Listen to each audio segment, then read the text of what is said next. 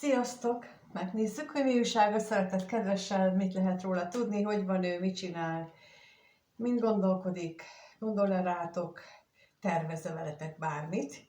Ezekre a kérdésekre keressük most a választ. Ahogy szoktam, most is elkezdjük, minden egyéb bevezető nélkül. Ma nincs külön bevezető. Lássuk akkor, hogy mi a helyzet ezzel a szeretett kedvessel. Mit lehet róla most tudni, mi van vele? Mi van vele most?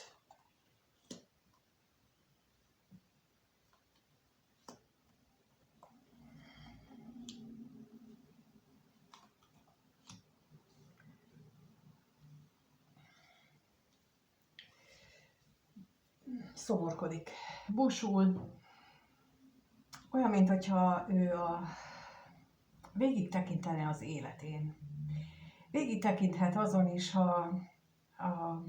ahogyan felnőtt a gyerekkorán, illetve azon az életúton, amit eddig már megtett, de végig tekintheti a családján is, hogyha van neki önálló családja, vagy volt, mert itt benne van a vállásnak a jelzése is, tehát hogy elképzelhető, hogy egy olyan személyről beszélünk, aki éppen már elvált, vagy éppen a vállást fontolgatja, illetve a vállás folyamatában van benne. Lehetséges, hogy ezzel kapcsolatosan van itt harmadik személy is, aki így a vállásban szerepet játszik, akár az ő életében, akár a másik személy is szóba jöhet, majd mindjárt rákérdezünk, hát ha megtudjuk, hogy most az ő külön kapcsolódásáról, vagy a társának a kapcsolódásáról van szó. Ha erről van szó, persze, mint mondtam, az is lehetséges, hogy az ő eddigi életét nézi végig, az eddigi párkapcsolatait, azokat, amelyik hát nem sikerültek, és talán az is lehetséges, hogy talán végig gondolja, hogy mi volt az oka, nem sikerült, annak, hogy nem sikerült, és akkor most megkérdezzük, hogy az özvegy férfiről mit tudhatunk, mi gondolkodik ő, amikor így magában mélyed.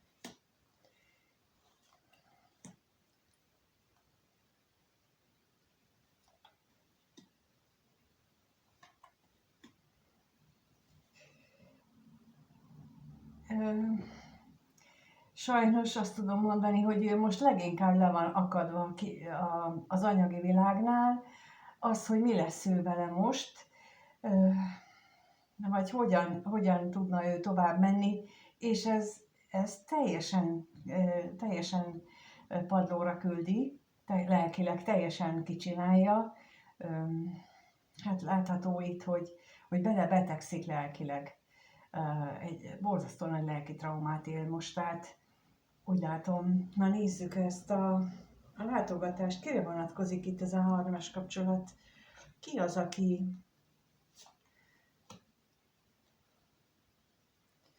akiről ez itt szól?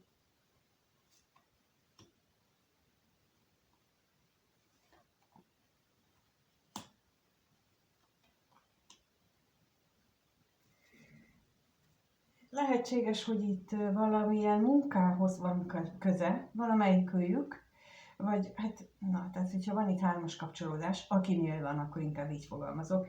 Tehát akinél van valamilyen 3-as kapcsolódás, ott lehet, hogy a munkához van köze, vagy volt, lehet a megismerkedés körülményei vonatkozásában volt ott a munka, tehát hogy munkahelyen vagy munkával kapcsolatban ismerkedtek meg, ő vagy a társa. És itt még mindig nem derült ki az, hogy melyik őjüknél jött be itt a 3-as kapcsolat. Lehetséges olyan is persze, hogy egy korábbi kapcsolódásban a társának, most meg neki, vagy fordítva. Tehát itt nagyon sokféle lehetőség látszik még. Egy dolog biztos, hogy a jelenlegi szituáció az őt nagyon-nagyon megviseli. Megnézzük még itt ezt a házasságot, hogy mi ez itten, erről mi van. Mi van itt?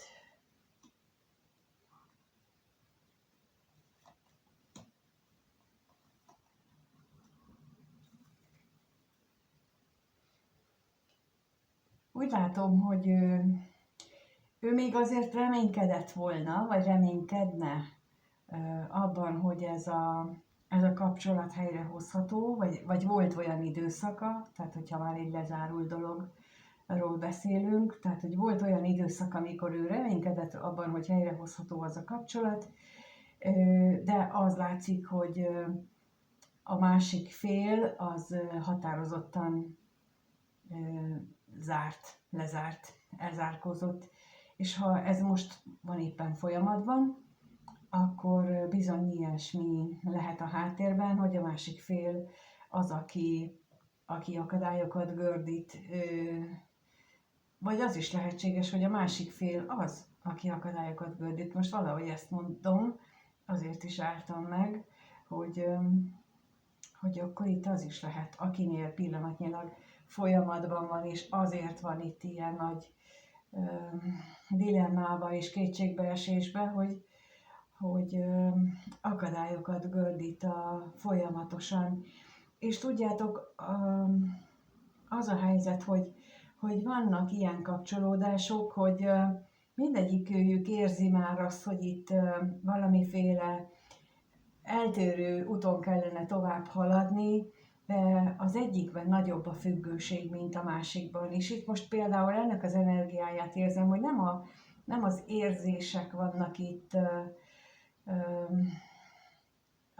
előtérbe, tehát nem azért gördít akadályokat, mert itt olyan nagy még a részéről a szerelem, sokkal inkább itt a kapcsolati függőség, hogy nem meri beleadni magát, hogy mi lesz velem egyedül.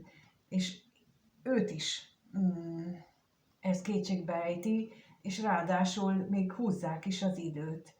Itt most nagyon ennek jön az energiája itt a középső résznél. A másik részek azok több mindenkire vonatkozhatnak. Itt a középső részben ez egy viszonylag kisebb csoportról beszél, ahol időhúzás van, méghozzá a társ részéről. Na megnézzük, hogy akkor egyébként te ebbe hogy jössz bele a képbe. Ebbe a képbe te hogy jössz be. Nézzük, mit tudhatunk meg a szeretett kedvesnek a gondolatairól a nézővel kapcsolatosan. Mit gondol vele kapcsolatban, milyen gondolatai vannak, mit tudhatunk meg, milyen gondolatai vannak a nézővel kapcsolatosan. Milyen gondolatai vannak a nézővel kapcsolatban.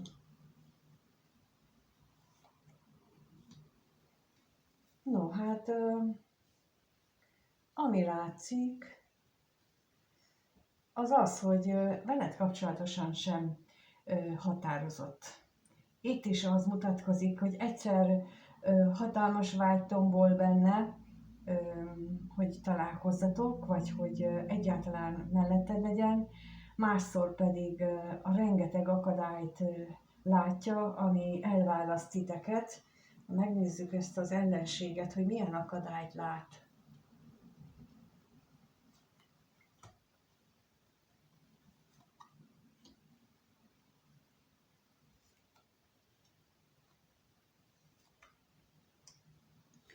Anyagi akadályokat leginkább, tehát hogy ő úgy érzi, vagy úgy gondolja, hogy annak, hogy ti nem tudtok gyakrabban találkozni, annak kifejezetten anyagi akadályai vannak, és hát ahogy az előbb is láttuk, ott is kétségbe volt esve, itt is az jön ki, hogy itt az anyagi akadályok miatt van kétségbe esve, a kettőtök dolgát illetően is. Na még a bíróra kérnék szépen, hogy itt miért bizonytalankodik, ezen kívül esetleg.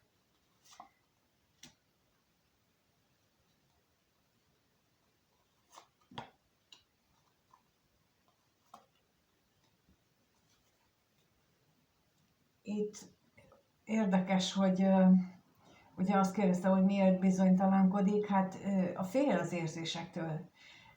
Fél attól, hogy fájdalmat hogy túl gondolja az érzéseit, túl gondolja azt, hogy ebből jó is kisülhet, hogy ez jót hozhat a számára, és és a bizonytalanságát az okozza, hogy fél, és szorong attól, hogy ez egy nem olyan boldog kezdet lenne, vagy nem olyan boldog új dolog lenne, mint amit ő így álmaiban elképzel.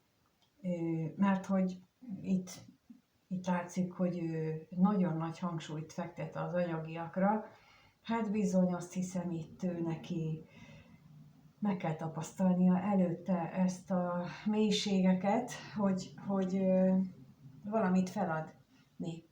Amikor nagyon nagy a sötét körülöttünk, amikor nagyon nagy a vész, amikor nagyon nagy mélységeket élünk meg, akkor mindig tudnunk el azt, hogy tesztelve vagyunk, éppen azon bennünk tesztelve,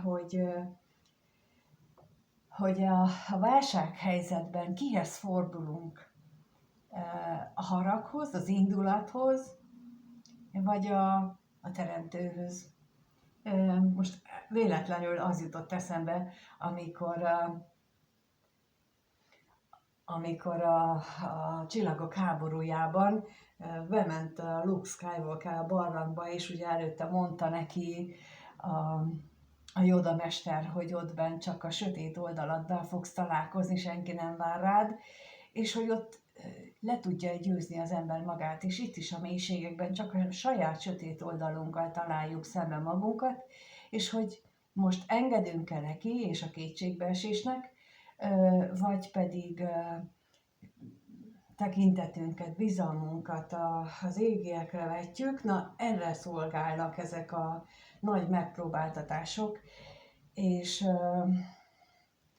ő is most egy ilyen helyzetben van, én azt érzékelem, hogy neki bíznia kell abban, hogy nem baj, hogy most nincsenek anyagiak, nem baj, hogy nem látszik az, hogy itt volna remény, mégis bíznia kell. Ma megnézzük, hogy az érzelmek ezt alátámasztják-e, tehát a kérdés az, hogy ez a szeretett kedves mit érez a néző iránt.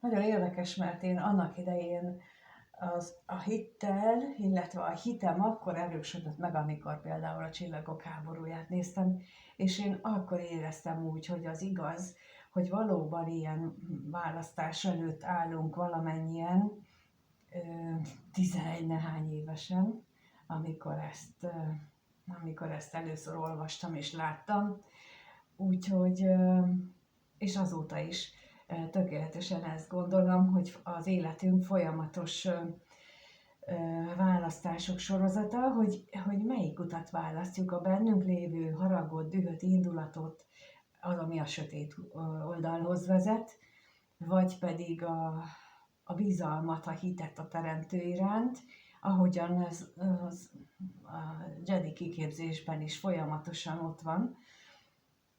És őnála, és az előbb ugye ezt érzékeltem, hogy neki is most egy ilyen válaszút előtt áll, és ez van a gondolataiban, hogy most melyiket válassza, hiszen nincsenek anyagiak, de érzései meg nagyon vannak.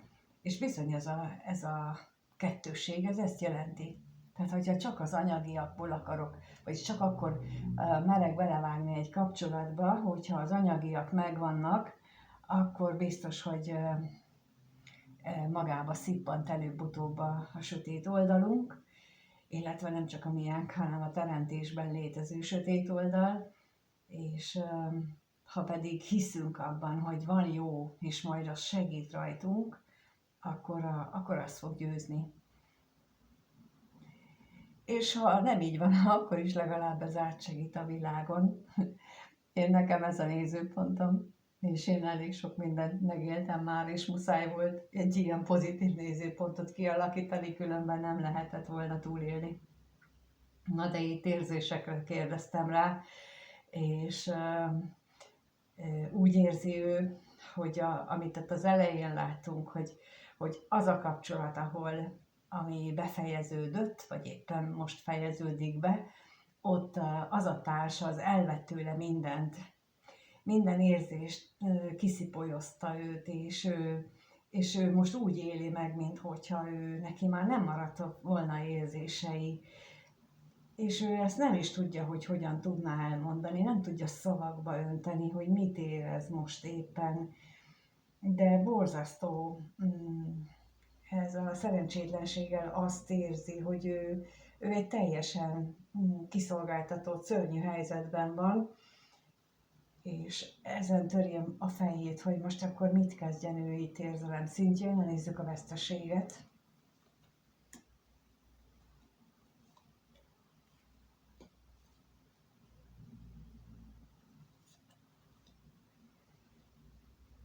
Lehet, hogy itt az lenne a jó, hogyha ő képes lenne maga mögött hagyni azokat a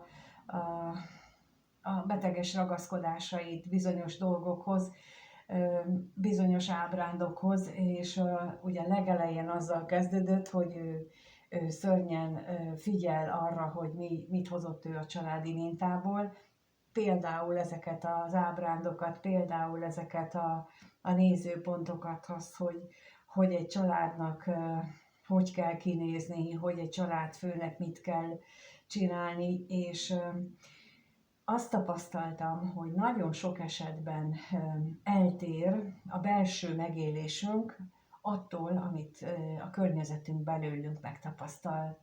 És ennek kizárólag a velünk hozott karma, hát nem az oka, hanem a magyarázata, inkább így mondom. Tehát, hogy mi egészen más energiát sugárzunk ki, mint amilyen szándék bennünk van. Egyfajta szűrőn megy keresztül, amit a karma falának hívnák én, és nem látják a mi tiszta szándékunkat. Nagyon-nagyon sok mindenkivel beszélgettem már olyanokkal, akik elmondják, hogy ő nekik milyen szándékuk volt, és láthatóan az eseményekből és a cselekményekből láthatóan a környezete ezt nem így vette. És ilyenkor mindig az van a háttérben, amikor azt tapasztaljuk,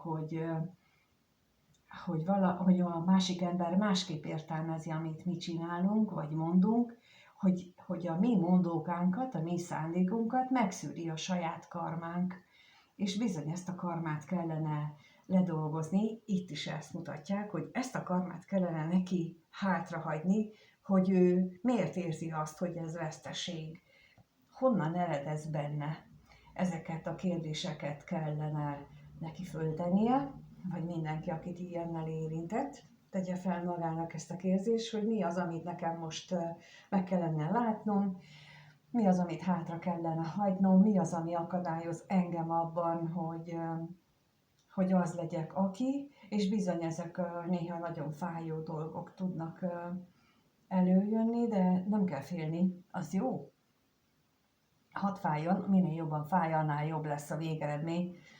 Ezt megint csak tapasztalatból tudom mondani. Na, megnézzük még ezt a szerencsétlenséget itt.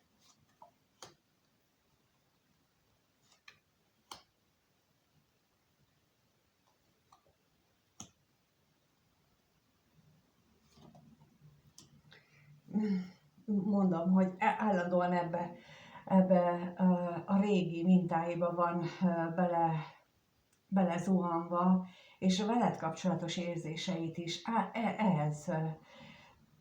ez befolyásolja. Tehát most ez a kirakás nem arról szól, hogy szeret-e téged vagy sem, hanem az irántad való érzéseit elnyomják ami benne van, amit ő megél, az érzésvilág, amin ő keresztül megy. És a minapi ikerlángos videóban beszéltem arról, hogy a vízöntőben jár a Plutó, és ezt mindenki úgy magyarázza, hogy alacsony szinten, ugye a szabadság, meg egyenlőség, meg testvériség jegye a vízöntő, igen ám, de az alacsony, az a sötét oldal, az a sötét oldalhoz tartozik. Tehát amikor alacsonyan élünk meg valamit, egy jegyet, akkor az nem az égiek felé emel. A vízöntő középszinten az azt jelenti, hogy keresem az utat, és megtaláltam az utat a teremtőhöz, ráadásul csoportban. Tehát megtaláltam azt a közösséget, akivel én egy lélek útra tudok térni, és akkor indulunk, és együtt megyünk, és támogatjuk egymást.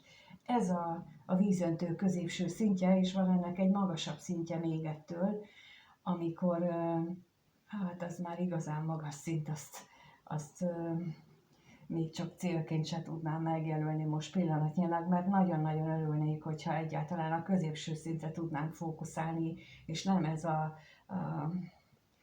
hát tévesen értelmezett alacsony szint, mert ott az nem vezet sehova sem. Viszont itt neki is ez lenne a lényeg. Ahogyan ott az előbb is láttuk, hogy belesüpped a saját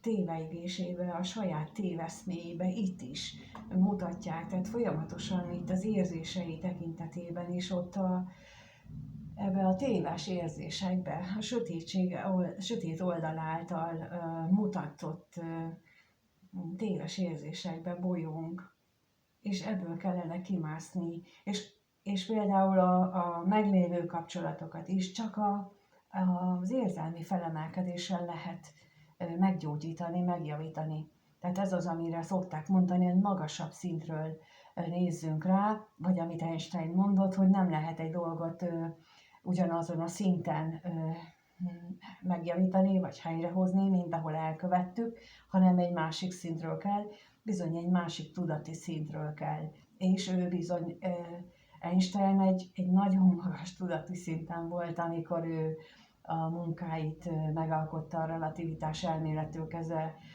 rengeteg mindent, tehát ő olyankor képes volt fölülemelkedni magán, és mindenki más is képes erre.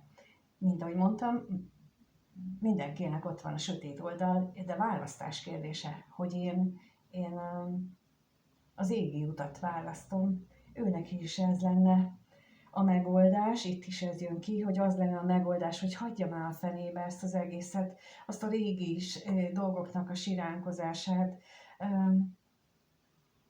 Ez nem vezet előbbre.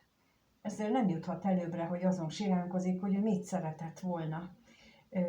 Viszont én megint csak azt tudom mondani, hogy nekem nagyon sok idő telt el az első vállásom után, hogy így ilyen módon elgyászoltam mondjuk a mi lehetett volna dolgot, így aztán innen jönnek ezek az érzések elő, hogy amit most így meg tudok veletek osztani, hogy ez bizony ezt, amikor gyászolunk, mindig ezt siratjuk, hogy mi lehetett volna még, mit lehetett volna még kihozni belőle, de ezt fel kell ismerni, és ezen kell túllépni, hogy ne a sárga villamos nézzük meg a nagyanyámat, tehát hogy hanem a tényeket és a valóságot, hogy mit lehet még valójában. Na de megnézzük, hogy mit lehet még valójában, mit tud még kihozni ő valójában ebből az egészből. Következő néhány napban ez a szeretet kedves mit hoz még ki? Mire számíthat a néző ettől a szeretet kedvestől a következő néhány napban, egy hétben? Nézzük, mi az, amire számíthat. Mire számíthat? Mire számíthat? Következő néhány napban, egy hétben.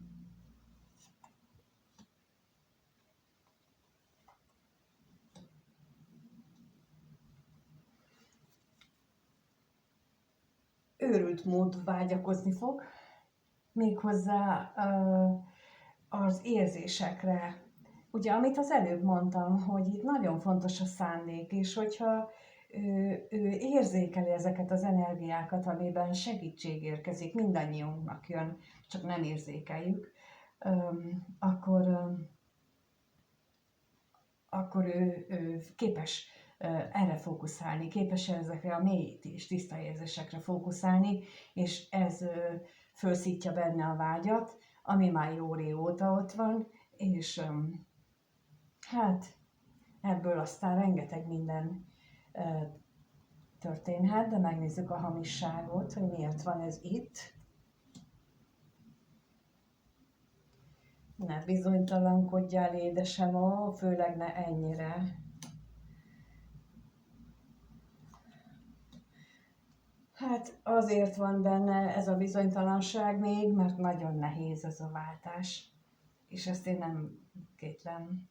Tehát amit elmondtam az előbbiekben, ez egy nagyon-nagyon nehéz megélés. Fájdalommal is jár, de ne féljünk tőle, mert mint mondtam, ez egy minél jobban fáj, annál jobb utána, ami utána vár bennünket. És akik bátrak, azok tényleg megkapják a jutalmat. Na nézzük még az özvegy férfit. Nézzük ezt az özvegy férfit, hogy mire gondol itt. Csöndes magányában, mire gondol itt. Jaj. Kérlek, ne a múltat figyeld meg, ne a sajnálgasd, mert itt most akár az is eszébe jutott, hogy megismétlődik a múlt, meg mi lesz, ha úgy lesz, viszont lehet ennek pozitív oldalát, és itt megint csak tőlünk függ, hogy a dolgoknak a pozitív oldalára fókuszálunk, és azt várjuk, és nem azt sajnálgatjuk, ami nincs, hanem azt abban reménykedünk, hogy a Jóisten jó hozzánk, és mindent megad számunkra, amire nekünk szükségünk van. Ez a pozitív oldal választása. Hát én nagyon remélem, hogy ő itt ezt fogja meglátni belőle, és nem a régmúlt dolgoknak a sajnálkozását. Mint ahogy ti meg remélem, hogy meglátjátok belőle azt, ami nektek jó ebből az olvasásból, és köszönöm, hogy itt vagytok, és elmondhatom nektek mindig ezt az aktuális dolgokat. Köszönöm a lájkot, a feliratkozásokat, ha akik még nem iratkoztak fel, azoknak is, és köszönöm a kommenteket is. Emlékeztetlek benneteket, hogy még érvényes a születésnapi 30%-os kedvezmény. Nyugodtan írjatok rám a leírásban, ott van az elérhetőségem, és akkor tudunk beszélni ezzel kapcsolatosan. Mikor csütörtök van? Pénteken még nyugodtan tudtok, nagypénteken nyugodtan tudtok jelentkezni a hosszabb kurzusokra is, ahol ezeknek a sötét oldalunknak a legyőzését tudjuk végigvenni minden más téren is, de a tagságot is igénybe tudjátok venni. Úgyhogy köszönöm, hogy itt vagytok, és amíg nem találkozunk, addig mindenkinek minden jót kívánok. Sziasztok!